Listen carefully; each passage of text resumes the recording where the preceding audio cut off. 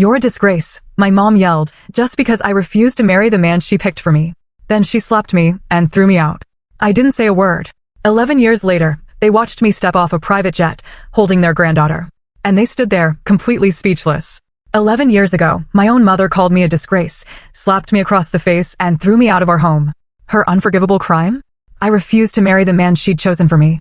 Tonight, I returned to that very same hometown on my private jet, with my 5-year-old daughter, Emma, by my side. The look on my parents' faces when they saw us step out of that car? Absolutely priceless. Growing up in the Turner household meant living under a microscope. My parents, Margaret and Robert Turner, weren't just conservative, they were controlling in a way that dictated every single aspect of my life.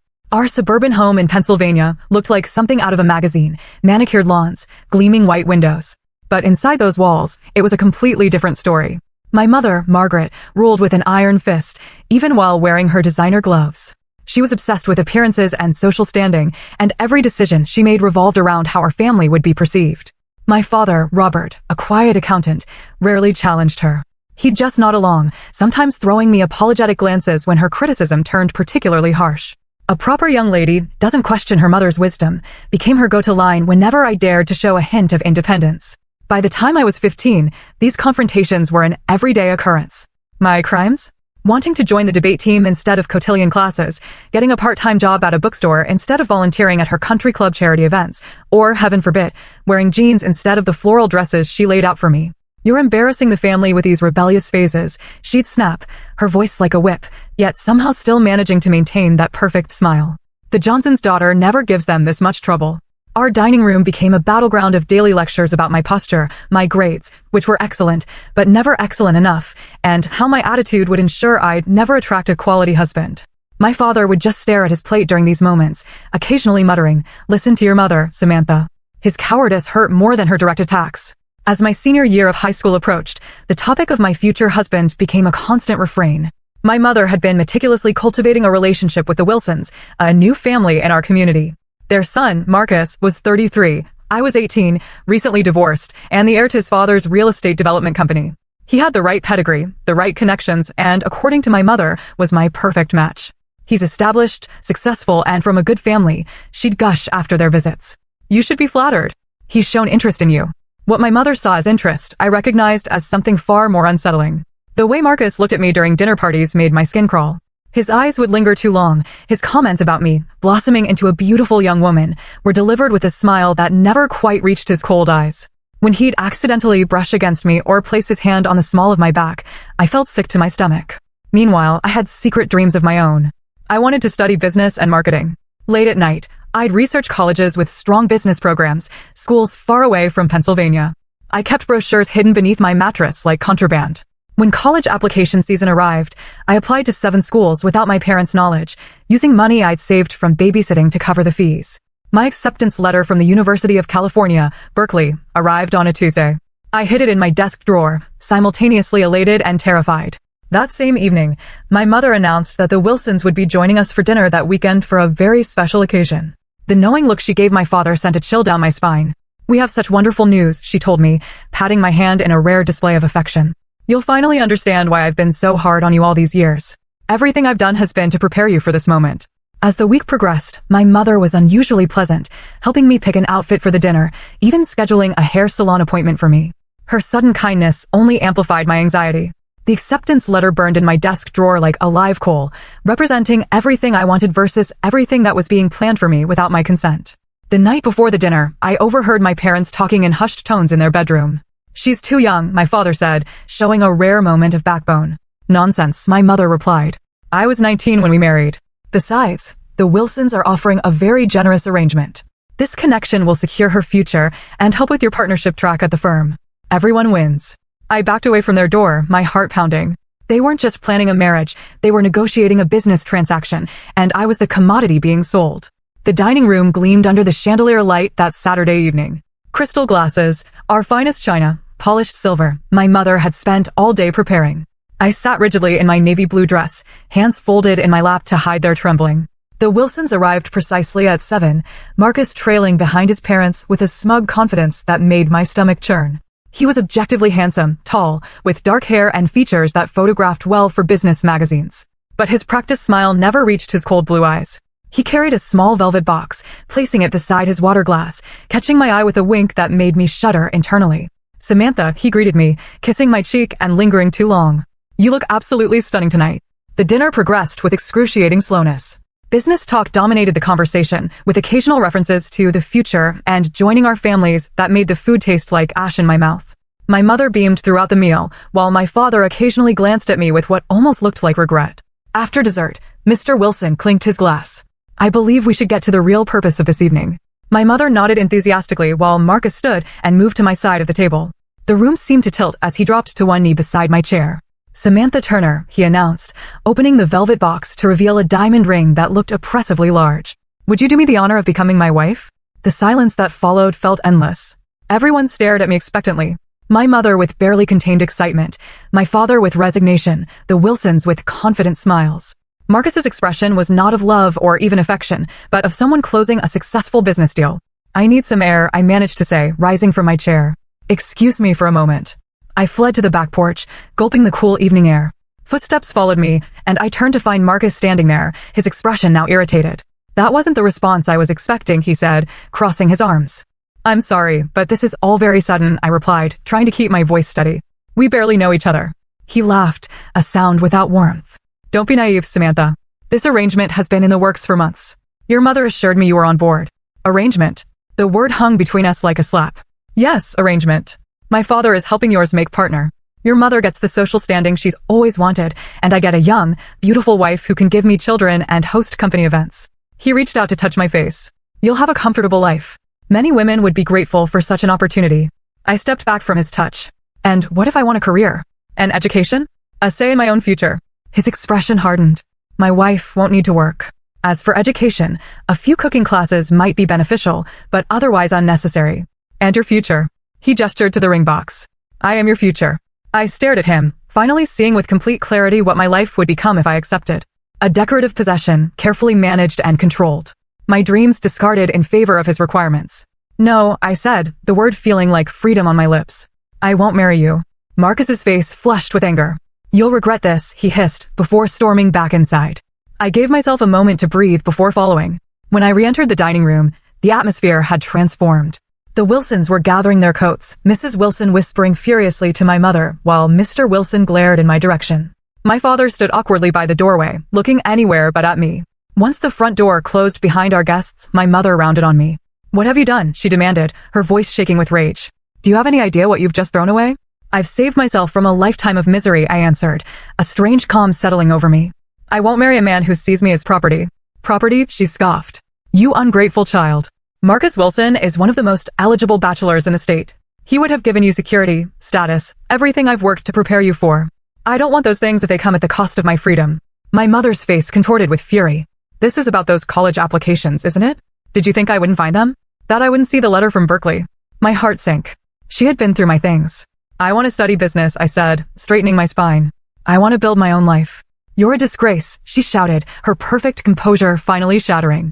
"After everything we've done for you, the Wilsons will never speak to us again. Your father's career is ruined because of your selfishness." I looked to my father, hoping for support, but he just stared at the floor. "I'm sorry you feel that way," I said quietly. "But I won't change my mind." The slap came without warning, her palm connecting with my cheek with enough force to snap my head to the side. The sting spread across my skin as tears sprang to my eyes from the shock and pain. "Get out," she whispered, her voice deadly quiet. "If you're too good for the life we've planned for you, then you can leave and see how well you do on your own." "Margaret," my father finally spoke, his voice weak. "She's just a teenager." "No," my mother cut him off. "She's made her choice. Now she can live with it." I stood frozen, my hand pressed to my burning cheek. "You don't mean that." "Pack your things and get out of my house," she replied, turning her back to me. "You're no daughter of mine."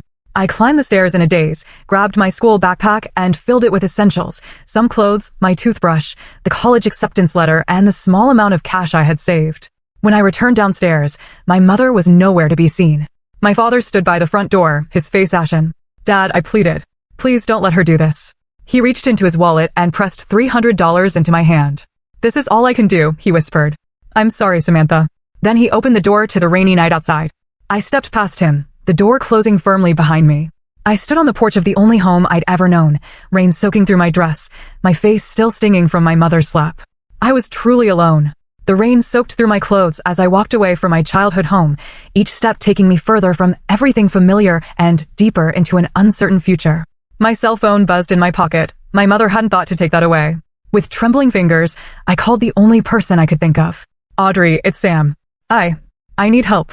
Audrey Jackson had been my best friend since 5th grade. Unlike my other friends, whose parents moved in the same social circles as mine, Audrey came from a working-class family. My mother had always referred to her as my charity project, a comment that made me furious. Within 30 minutes, Audrey's beat-up Honda pulled alongside the curb where I waited, sheltering under a bus stop. What happened? She asked as I climbed into the passenger seat, my backpack and drenched clothes dripping onto her floor mats. Through tears, I explained everything: the arranged marriage, my refusal, my mother's brutal reaction. Audrey's parents welcomed me with open arms, setting up a makeshift bed on their living room couch. "Stay as long as you need," Mrs. Jackson told me, her kind eyes so different from my mother's cold stare. 2 weeks stretched into a month. I enrolled in community college, using my acceptance letter from Berkeley as proof of my high school completion. Berkeley itself would have to wait. The tuition was impossible without my parents' support. I found work at a local coffee shop, then added weekend shifts at a grocery store, and took on evening babysitting for a neighbor. My life became an exhausting cycle of work, classes, and brief periods of sleep. My first apartment was a studio the size of my old bedroom, with peeling wallpaper and cockroaches that scattered when I turned on the lights. The mattress on the floor, the single plate and fork, the shower that only ran cold, these were my new reality. Each night, I would collapse into bed, my body aching from standing all day, my mind racing with assignment deadlines and bill due dates. The scholarship rejection letter came on a Tuesday, 3 months after I'd moved out. I had pinned so much hope on that possibility, a full ride that would let me transfer to a 4-year university. The thin envelope contained a single sheet. "We regret to inform you that due to the high volume of qualified applicants." That night was the closest I came to breaking. Sitting on my mattress, staring at my prepaid phone, I contemplated calling home. Maybe if I apologized, agreed to their terms, I could escape this grinding poverty. My finger hovered over the number I still knew by heart. Instead, I called Audrey, who talked me down from my moment of weakness. "You've come too far to go back now," she reminded me. "Remember why you left." The next morning, my hands shaking from exhaustion as I prepared lattes at the coffee shop, I spilled a customer's order. As I apologized profusely and remade the drink, the woman watched me with curious eyes. "Rough few months," she asked when I handed her the replacement. "Rough few months," I admitted with a tired smile. Her name was Ella Carson, and she was the marketing director for a mid-sized local company. Something about our brief interaction must have impressed her because she returned the next day and the day after that. On her third visit, she handed me her business card. "We have a junior position open," she said. "No experience required, but it demands someone smart who can think on their feet. The hours are better than this place, and it includes benefits. Interested?" That moment changed everything. The position was entry-level, mainly answering phones and organizing files, but it came with regular hours and health insurance. More importantly, it gave me a foot in the door of the industry I dreamed of entering. I continued taking night classes, now focusing exclusively on business and marketing. Elaine became more than a boss. She became the mentor I desperately needed. She noticed my interest in the campaigns they developed, my questions about strategy and client needs. 6 months into the job, when I presented her with ideas for improving their social media approach, she actually implemented them. "You have good instincts," she told me after the campaign showed positive results. "Keep developing them." My first promotion came after I stayed late for a week straight to help rescue a project for a major client. The small raise meant I could quit the grocery store job and focus more on my studies. The second promotion, 18 months later, allowed me to move to a slightly better apartment, one without roaches and with reliable hot water. There were still moments of crushing doubt. When a pipe burst in my apartment, ruining my textbooks. When I got sick but couldn't afford to miss work. When I would see photos on social media of my high school friends graduating from prestigious universities, while I was still piecing together my education one community college class at a time. But with each challenge I overcame, my confidence grew. The scared 18-year-old who had stood in the rain that night was transforming into someone stronger. Someone who solved her own problems and charted her own course. The memory of my mother's slap and my father's silence still hurt, but it no longer had the power to break me. 3 years after being thrown out, I completed my associate's degree. Elaine took me to dinner to celebrate, ordering champagne despite my protests that I couldn't afford to split such an expensive bill. "My treat," she insisted. "Besides, I have an ulterior motive." She proceeded to outline a new position she had created specifically for me, a role that would give me more responsibility and creative input in their campaigns. The salary she mentioned made me choke on my champagne. "You've earned this," she said, sliding the official offer letter across the table. "And I have a feeling this is just the beginning for you, Samantha Turner." That night, looking at the offer letter on my small kitchen table, I allowed myself to really believe for the first time that I wasn't just surviving anymore. I was building something. The path forward still held challenges, but for the first time since that rainy night, the future looked bright with possibility, rather than daunting with obstacles. And I had done it all without crawling back to beg forgiveness for the crime of wanting to control my own destiny. Years and countless late nights after being kicked out, I stood in an auditorium wearing a cap and gown, waiting to receive my bachelor's degree in business administration. I had completed my 4-year degree while working full-time, transferring my community college credits and taking night and weekend classes. The path had been longer than traditional students, but I had done it debt-free and with real-world experience already on my resume. In the audience, Elaine cheered loudly as I crossed the stage. My parents' seats remained empty. I hadn't invited them. Some wounds were still too raw, too deep to bridge. 2 weeks after graduation, Elaine called me into her office and closed the door, her expression unreadable. "I've been watching you develop for years now," she began. "And I've come to a difficult conclusion." My stomach dropped, assuming the worst. "You've outgrown us," she continued. "Your ideas are bigger than what we can implement here. You need to start your own company." I laughed, thinking she was joking. "With what capital?" "My massive savings from my entry-level marketing salary." She slid a check across the desk, her personal check for $50,000. "Consider this seed money," she said when I tried to refuse. "Not a gift, but an investment. I want 15% equity in whatever you build." With shaking hands, I accepted both the check and the challenge. I rented a tiny office space, barely more than a closet, and registered Turner Marketing Consultants as an official business. My focus would be helping small businesses develop digital marketing strategies, an area traditional agencies often neglected due to smaller budgets. The first 6 months were terrifying. I took on any client I could find, working 18-hour days, handling everything from strategy to implementation to bookkeeping. 2 clients canceled their contracts, nearly sinking me before I'd properly begun. I learned painful lessons about contracts, cash flow, and setting proper expectations. The turning point came when I developed a social media campaign for a struggling local bakery that increased their foot traffic by 300% in 1 month. The owner, thrilled with the results, referred me to other small business owners. Word spread, and suddenly I had more potential clients than I could handle alone. I hired my first employee, a recent graduate named Lisa, who reminded me of myself a few years earlier. Then a second, a third. By the end of my 2nd year in business, Turner Marketing occupied a real office with 8 employees, and I had repaid Elaine's initial investment while she retained her equity stake. It was during a pitch meeting for what would be our largest client yet that I met Michael Reynolds. He owned a chain of sustainable home goods stores and was looking to expand nationally. Unlike most potential clients who focus solely on metrics and ROI during initial meetings, Michael asked thoughtful questions about my business philosophy and long-term vision. "I like how you think," he said at the end of my presentation. "You understand that marketing isn't just about selling products, it's about building relationships with customers who share your values." We won the contract, and over the next few months, I worked closely with Michael to develop his brand's expansion strategy.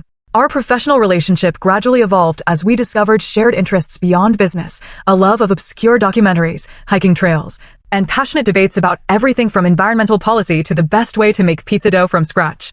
On our 3rd dinner meeting that had nothing to do with business, Michael asked if he could kiss me.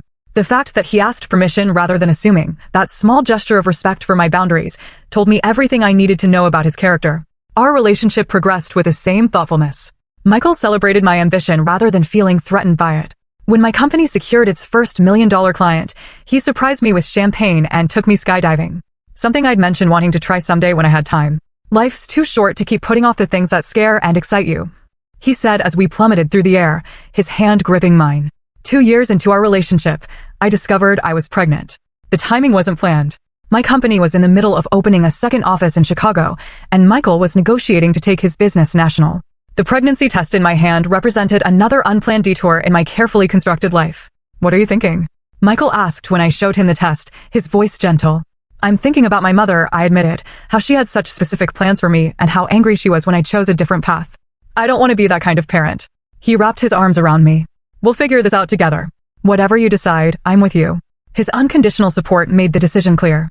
9 months later, our daughter, Emma, came into the world 5 pounds, 6 ounces of determination, with her father's green eyes and what the nurses called a very opinionated cry.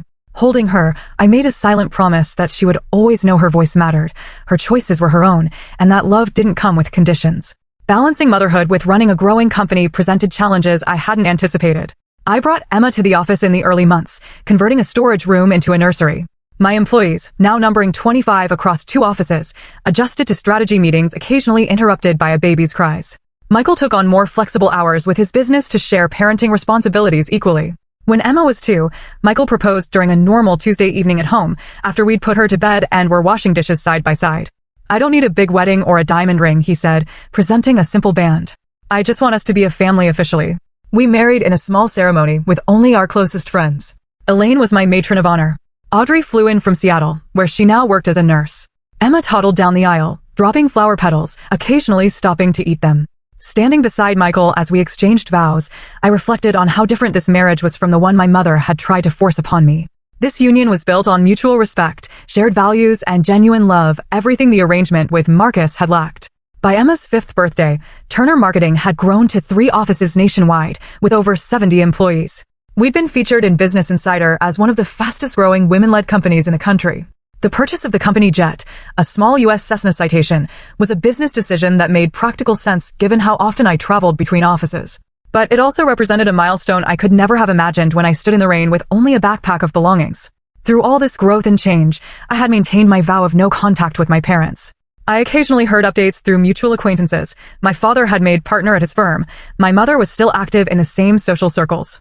I wondered sometimes if they ever regretted their ultimatum, if they ever thought about the daughter they had cast out for wanting to choose her own path. I had almost convinced myself that chapter of my life was permanently closed when a distant cousin reached out via email to let me know my father had undergone emergency heart surgery. The message was brief, with no request for a response or visit, just information passed along because she thought I should know. That night, after tucking Emma into bed, I sat on our patio looking at the stars. "What's on your mind?" Michael asked, joining me with 2 glasses of wine. "My father could have died," I said quietly. "And I wouldn't have known until after the fact. Does that bother you?" I considered the question carefully. Yes.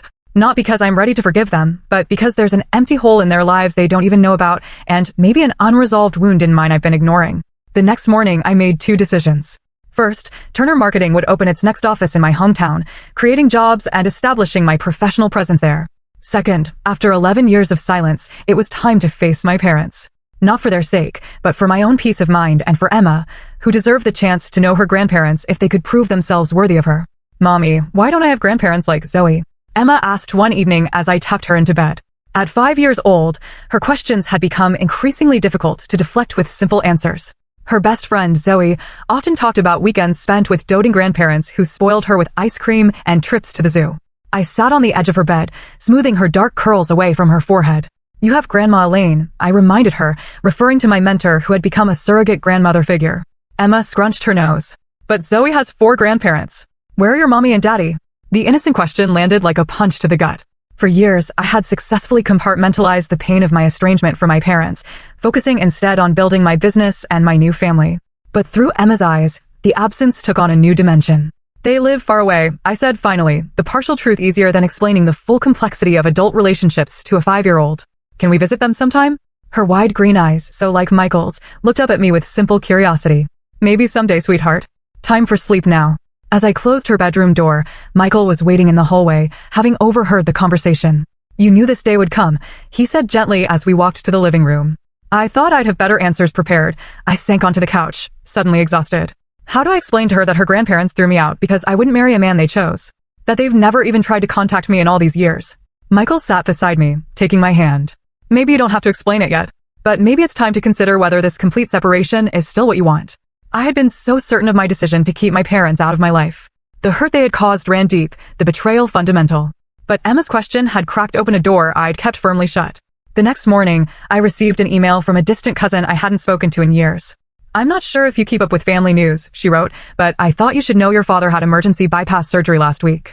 He's recovering, but it was serious. Just thought you'd want to know." I stared at the screen, a complex mixture of emotions washing over me. The father who had stood silently by while my mother threw me out had nearly died, and I wouldn't have known if not for this casual email. Despite everything, the news affected me more deeply than I expected. Later that week, during a strategic planning meeting for Turner Marketing's expansion, our head of operations presented several potential locations for our next office. "The analytics suggest either Denver or returning to your roots in Pennsylvania," she concluded. The Pennsylvania location actually shows slightly better numbers due to lower operating costs and an untapped market for our services. The synchronicity felt too significant to ignore. Our business was ready to expand. Emma was asking about her grandparents. And now, news of my father's health crisis, all pointing toward a return to the place I had fled 11 years ago. That evening, I researched my parents online, something I had deliberately avoided doing for years. My father's accounting firm had a professional photo of him on their website. He looked older, grayer, with deep lines around his eyes I didn't remember. My mother appeared in local news coverage of charity events, still impeccably dressed, still the picture of social propriety. Their house, my childhood home, was the same, at least from the Google Street View image I found. More surprising was what I discovered about Marcus Wilson, the man I was supposed to marry. A local news article from 5 years ago detailed his arrest for domestic violence against his wife. The charges were later reduced in a plea deal, but the incident had apparently cost him his position at his father's company. I felt a chill reading the article, thinking of how close I had come to that fate. I've made a decision, I told Michael that night. We're going to open the Pennsylvania office, and I'm going to oversee the launch personally. I think it's time Emma met her grandparents. Michael studied my face. Are you sure you're ready for that? No, I admit it. But I'm not doing it for me. I'm doing it for Emma, and maybe a little bit for the 18-year-old girl who deserved better than what she got. Over the next month, we prepared for the trip. I deliberately didn't announce our arrival to my parents. I wanted the element of surprise. I needed to see their genuine reaction when I appeared on their doorstep after 11 years. Perhaps it was petty, but I also wanted them to see what I had accomplished without their support or approval. I found myself obsessively checking details, the itinerary, Emma's outfits, the hotel reservations, the meetings scheduled with local business contacts. Michael gently pointed out that my perfectionism was reaching new heights. You know you don't have to impress them, right? He said as he watched me try on the 5th business suit for our arrival. You've built an amazing life. If they can't see that, it's their loss. The night before our departure, I tucked Emma into bed and tried to prepare her for the meeting. Remember those grandparents you asked about? We're going to visit them tomorrow. Her eyes widened with excitement. Really? Will they have cookies like Grandma Elaine? I smiled at her simple expectations. I don't know, sweetheart. I haven't seen them in a very long time. Why not? Her directness, as always, cut straight to the heart of the matter. Sometimes grown-ups disagree about important things, and they need time apart to figure things out. She considered this with the seriousness only a 5-year-old can muster. Are you scared to see them? Her perception startled me. A little bit, I admitted. She nodded sagely. That's okay, Mommy. I hold your hand when I'm scared. The next morning, we boarded the company jet, a small Cessna Citation that served as both a practical business tool and the most visible symbol of how far I'd come. Emma was beside herself with excitement about flying on our very own airplane, while I tried to quiet the nervous flutter in my stomach. As we approached the small regional airport nearest my hometown, I gazed out the window at the familiar landscape, the rolling hills, the patchwork of farms and suburbs, the river winding through it all. It looked exactly the same, yet I was returning a completely different person than the one who had left. We're beginning our descent, the pilot announced over the intercom. Welcome to Pennsylvania, Miss Turner. I took a deep breath and squeezed Emma's small hand in mine. Here we go, I whispered, as much to myself as to her. The rental car company had a sleek black Audi waiting for us at the small regional airport, a far cry from the bus I had taken the last time I left this town. Emma bounced excitedly in her car seat as we drove through familiar streets that felt both unchanged and strangely smaller than I remembered. Michael sat beside me, occasionally squeezing my hand when he sensed my tension rising. Are you sure you don't want me to come with you to meet them first? He asked as we checked into our hotel. I shook my head. This is something I need to do myself. Besides, Emma will be buffer enough. After settling into our suite and changing Emma into a pretty blue dress that matched her eyes, I stood before the mirror adjusting my own appearance. The woman who stared back bore little resemblance to the terrified teenager who had fled this town 11 years ago. My hair was styled in a confident bob. My tailored blazer and dress screamed success, and the slight lines around my eyes spoke of both laughter and determination. Ready, sweetheart? I asked Emma, who was already by the door, impatient to meet these mysterious grandparents. The drive to my childhood home took exactly 12 minutes, a journey that spanned a lifetime in my mind. As we pulled up to the familiar 2-story colonial, I noticed signs of neglect that hadn't been visible in the online photos. The once pristine lawn was patchy, the white trim needed painting, and the flower beds my mother had obsessively maintained looked sparse and overgrown. Is this where you grew up, Mommy? Emma asked, pressing her face against the car window. Yes, from the time I was born until I was 18. It's pretty, she declared with the easy acceptance of childhood. We sat in the car for several minutes while I gathered my courage. Finally, taking a deep breath, I helped Emma out and walked up the familiar path to the front door. The doorbell chime was the same one I remembered, a pretentious Westminster melody my mother had specially installed to impress visitors. The door opened to reveal my father, noticeably thinner than in his website photo, wearing a cardigan despite the warm weather. His eyes widened in shock, his mouth forming a perfect O of surprise. Samantha, he whispered, as though seeing a ghost. Hello, Dad. I replied, my voice steadier than I felt.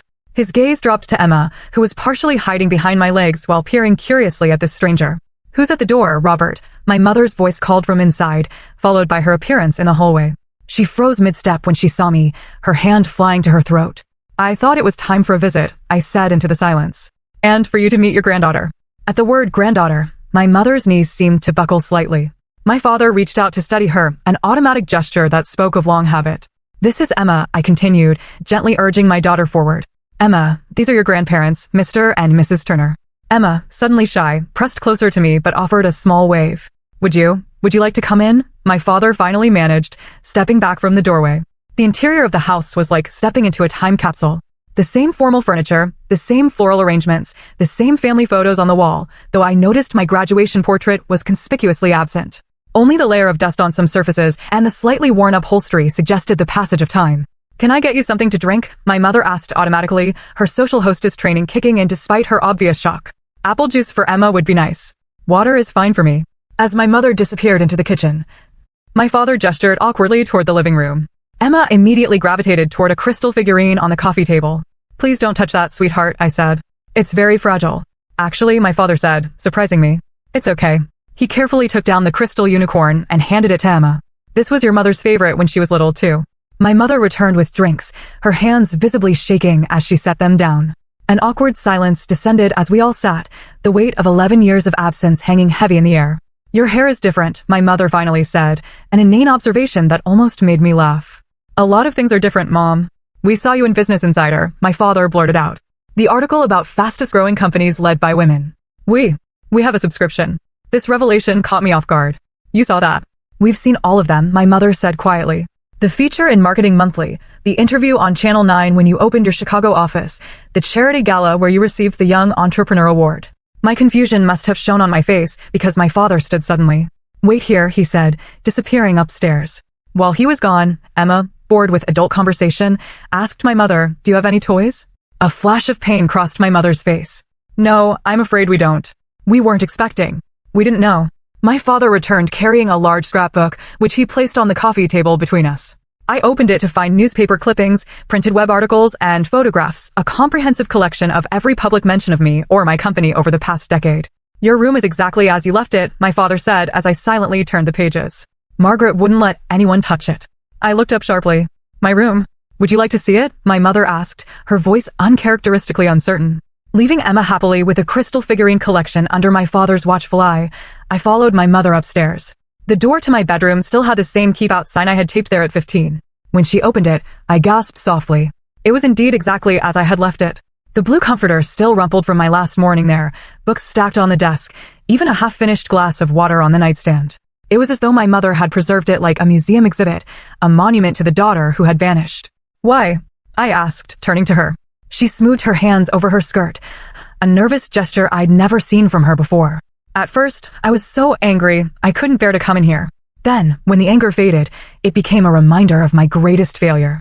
The admission hung between us, neither of us quite ready to unpack its full meaning. Back downstairs, Emma had charmed my father into showing her photo albums, specifically pictures of me as a child. You were little like me, she giggled, pointing at a photo of 5-year-old me covered in mud after a rainstorm. Your mother was always headstrong, my father told her with unexpected warmth. She knew her own mind even then. As Emma continued to flip through the album, I took the opportunity to ask the questions that had been burning inside me for 11 years. Why did you never try to contact me? Not once in all this time. My parents exchanged glances. We didn't think you would want to hear from us, my father admitted. After what happened, Margaret was. He hesitated, looking at my mother. She was not in a good place for a long time after you left. My mother's perfect posture sagged slightly. I was wrong, she said, the words clearly difficult for her. About Marcus. About everything. What do you mean? Did you know he was arrested? My father asked, for hitting his wife? I nodded. I saw the news article. When we heard about that, it was like a physical blow, my mother said, realizing what we had tried to push you into. What could have happened to you? By then you were already building your company. My father continued, you seem to be doing so well without us. We thought reaching out might just reopen old wounds. The conversation was interrupted by Emma's stomach growling audibly. I'm hungry, Mommy, she announced. We could order something, my father suggested eagerly. Or there's that Italian place downtown you used to like. I checked my watch. Actually, we should get back to the hotel. Michael will be wondering where we are. Michael, my mother asked. Emma's father. My husband. Their expressions registered another shock. They hadn't known I was married. Perhaps you could all come for dinner tomorrow? My mother suggested hesitantly. We'd like to meet him. I considered the invitation, studying both their faces. My mother looked older than her years, the perfect facade of my childhood cracked to reveal the insecure woman beneath. My father seemed diminished somehow, his confident accountant's demeanor replaced by a tentative hopefulness. We'll see, I said, not yet ready to commit. There's something else I need to know first. Are you having financial problems? They both stiffened. Why would you ask that? My mother responded defensively. The house needs maintenance. Dad looks like he's lost weight. And I know healthcare isn't cheap, especially after heart surgery. My father sighed deeply. The firm downsized 3 years ago. I wasn't let go, but my partnership track evaporated. And yes, the medical bills have been challenging. We're managing, my mother added quickly, pride still evident in her voice. As I gathered Emma's things and prepared to leave, I made a decision. I'm opening a branch office here, I told them. We'll be hiring local staff. Dad, you're good with numbers and client relations. If you're interested, I could use someone with your experience. The offer hung in the air. Not charity, but an opportunity, a first step towards something new. That evening at our hotel, I recounted the visit to Michael over dinner while Emma colored nearby. They kept a scrapbook of everything I've done, I said, still processing the revelation. All these years, I thought they'd washed their hands of me. People are complicated, Michael replied. They can be wrong, even terribly wrong, and still love their child. I don't know if I can forgive them yet, I admitted, especially my mother. Forgiveness doesn't have to happen all at once, he said wisely. It can be a process. The question is whether you want to start that process.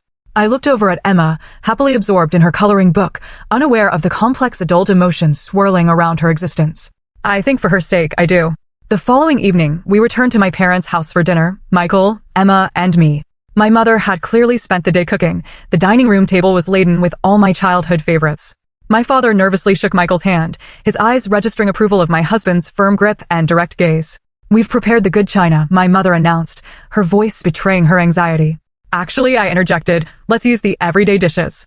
With a 5-year-old, it's safer. The small rebellion, changing my mother's careful plans, hung in the air momentarily before she nodded. Of course, you're right. That simple acquiescence, so unlike the controlling mother of my youth, spoke volumes about how our dynamics had shifted. I was no longer the powerless teenager. I was an adult making reasonable requests that she now had to consider. Dinner conversation remained carefully polite, skating around the deeper issues still unresolved between us. Emma, oblivious to the undercurrents, charmed her grandparents with stories about her kindergarten adventures and her favorite stuffed animals waiting back home. She's remarkable, my father said, watching Emma demonstrate how she could count to 100. You've done a wonderful job with her. We have, I corrected gently, taking Michael's hand. We're equal partners in parenting, just like we are in everything else. My mother's eyes flickered between Michael and me, observing our easy rapport with something like wistfulness. After Emma had been tucked into bed in the guest room upstairs, the 4 adults gathered in the living room for the conversation we couldn't have in front of her. I'd like to establish some ground rules, I began, my business negotiation skills serving me well in this personal arena. If we're going to have any relationship moving forward, I need certain boundaries respected. My parents nodded, my father leaning forward attentively while my mother clasped her hands tightly in her lap. First, Emma is being raised to make her own choices. You will never pressure her about who she should be or what she should do with her life. Of course, my father agreed immediately. Second, Michael and I make decisions about our family as equals. Our marriage is a partnership, not a hierarchy. My mother's lips thinned slightly, but she nodded. Third, I'm offering Dad a position at the new office because he's qualified and we need someone with his skills. It's not charity, and it comes with the same expectations I have for all my employees. I understand, my father said, sitting straighter. And I appreciate the opportunity. I won't disappoint you. The formality of our interaction gradually softened as Michael shared stories about our life together, carefully highlighting my accomplishments without rubbing my parents' faces in what they had missed. By the end of the evening, we had agreed to regular video calls with Emma and monthly dinners when I was in town overseeing the new office. As we prepared to leave, my father pulled me aside. Samantha, he began, his voice breaking slightly. I need to say this. I failed you. When we threw you out, I should have stood up for you. I was a coward, and I've regretted it every day since. The apology I had waited 11 years to hear washed over me, releasing something tight and painful I had carried for too long. Thank you for saying that, I replied, my own voice unsteady. My mother's apology came later, and with more difficulty. 3 months after our initial reunion, during a tense dinner where she had made several passive-aggressive comments about Emma's undisciplined behavior, I finally confronted her directly. Mom, if this relationship is going to work, you need to acknowledge what happened and take responsibility for your part in it. She stiffened, the old defenses rising. I've already said I was wrong about Marcus. That's not enough, I pressed.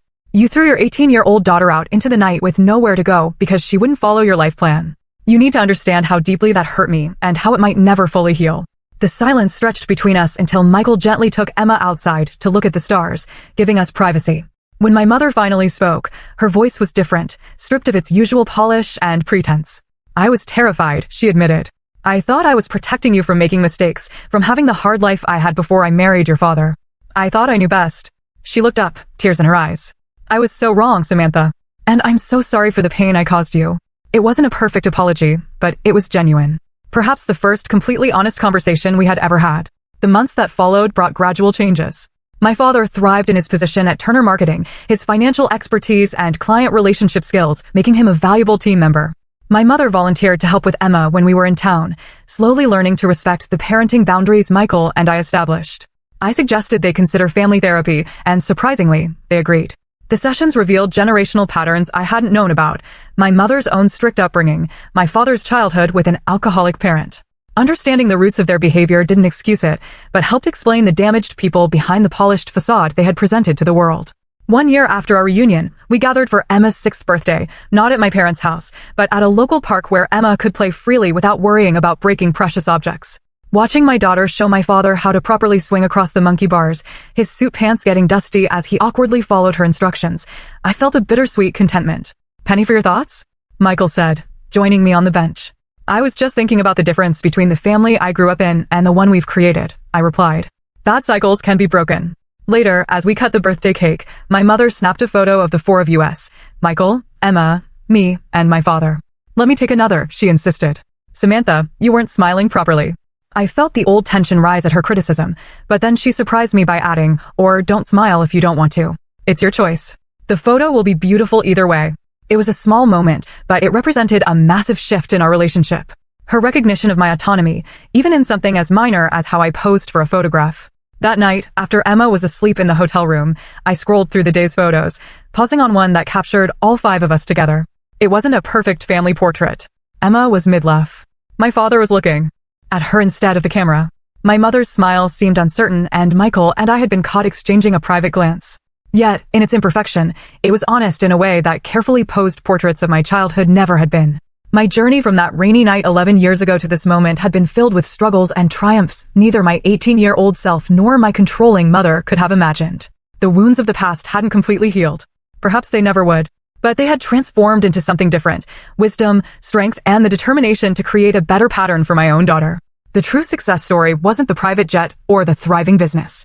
It was the freedom I had fought for, the right to chart my own course, make my own mistakes, and build a life based on mutual respect rather than control. It was the knowledge that Emma would grow up understanding her voice mattered and her choices were her own. And that was worth every hardship I had endured along the way. What would you have done in my situation? Would you have tried to reconnect with family that hurt you, or kept that chapter of your life firmly closed? I'd love to hear your thoughts in the comments below. If this story resonated with you, please like and subscribe to hear more journeys of resilience and self-discovery. And if you know someone who might need to hear that standing up for themselves is worth it, share this video with them. Thank you for listening to my story. And remember, your life is yours to define, no one else's. Video Deep Research Canvas Image.